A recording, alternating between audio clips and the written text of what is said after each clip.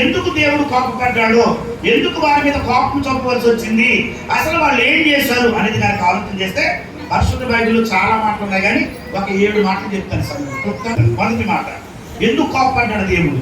యెషయా గ్రంథము 5వ అధ్యాయము 25వ వచనం, దానిని బట్టి యెహోవా కోపము ఇశ్రాయేలు ప్రజల మీద మండుచున్నది. దానిని బట్టి అంటే దేనిని బట్టి? 24వ వచనం చదువుతాను. దేనిని బట్టి? యెహోవా యొక్క ధర్మశాస్త్రమును ఆనాడు ఆయన ప్రజలకు ఆయన ఏమిచ్చాడు అంటే ధర్మశాస్త్రం ఇచ్చాడు. చెప్పండి, ఏమిచ్చాడు? ఆది కాండము, నిర్గమకాండము, లేవియా కాండము, సంఖ్యాకాండము, ద్వితీయోపదేశ కాండం, దీన్ని ధర్మశాస్త్రం అన్నారు.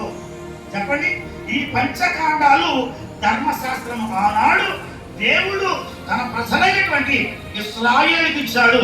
అందులో ఆజ్ఞలున్నాయి, కట్టడలున్నాయి, విధులున్నాయి. ప్రియమైన వాళ్ళారా, ఆయన అన్నాడు వీటిని మీరు అనుసరించాలి, వీటిని అనుసరిస్తే మీరు బ్రతుకుతారు, వీటిని అనుసరిస్తే మీరు చక్కగా జీవిస్తారు అని దేవుడు ధర్మశాస్త్రాన్ని వారికి ఇస్తే ఆనాడు వారు ఏం చేశారంటే ధర్మశాస్త్రాన్ని నిర్లక్ష్యం చేశారు.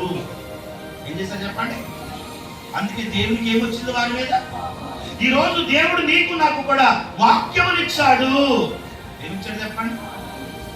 పాత నిబంధన గ్రంథము, క్రొత్త నిబంధన గ్రంథము దేవుడు మనందరికీ ఇచ్చాడు. ఈ గ్రంథములో రాయబడినటువంటి వాక్యము ఏదైతే పిల్లరా మనకు బోధిస్తూ ఈ వాక్యం ఎలాగైతే నడవమని చెప్తుందో, ఎలా బ్రతకమని చెప్తుందో, ఎలా ఉండమని చెప్తుందో, ఏ విధంగా నడుచుకోమని చెప్తుందో అలాగ కనుక మనం నడుచుకోకపోతే మన మీద ఆయనకి ఏమొస్తుంది చెప్పండి? ఆనాడు వారు ధర్మశాస్త్రాన్ని నిర్లక్ష్యం పెట్టారు కనుక దేవునికి కోపం వచ్చింది వారి మీద. అందుకనే మోషే, ఈ ప్రజలతో నేను రాను, మీరు నా మాట వినేవారు కాదు, ఇదిగో మీరు ధర్మశాస్త్రాన్ని నిర్లక్ష్యం పెడుతున్నారు కనుక వీరంటే నాకు ఇష్టం లేదన్నాడు దేవుడు.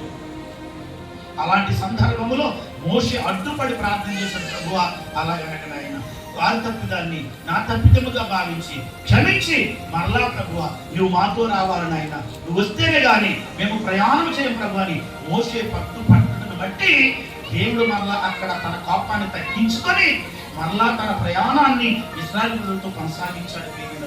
ఈరోజు ఒకవేళ ఇక్కడ కూర్చున్న నీవు నేను కూడా ఒకవేళ దేవుని వాక్యాన్ని కనుక నిర్లక్ష్య పెడుతున్నట్లయితే, దేవుని వాక్యాన్ని కనుక నిర్లక్ష్య పెడుతున్నట్లయితే దేవుని కోపములకు గురి కాక తప్పదు కనుక ఒకవేళ సంఘమా నీ జీవితంలో దేవుని కోపము చేత నీవు శిక్షించబడుతున్నావేమో, దేవుని కోపము చేత నీ జీవితంలో అనేకమైనటువంటి శోధనలు సమస్యలు తెచ్చుకుంటున్నావేమో, ఇప్పటికైనా నీవు పుల్లరా ఇదిగో ప్రభువా ఒకవేళ వాక్యమును నిర్లక్ష్యం పెడుతున్నానేమో ప్రభువా, నీ మాటలు నిర్లక్ష్యం పెడుతున్నానేమో ప్రభువా, నేను అలా ఉండకుండా నాయన నీ వాక్యం ప్రకారము నేను బ్రతికేటట్లుగా, నీ వాక్య ప్రకారము నేను జీవించేటట్లుగా నన్ను సిద్ధపరచు నాయన అని నువ్వు ఎప్పుడైతే ప్రార్థన చేయగలుగుతావో అప్పుడు దేవుడు నీ మీద ఉన్న తన కోపమును తీసివేసుకొని నిన్ను ప్రేమించడం మొదలు పెడతాడు. దేవునికి స్తోత్రం.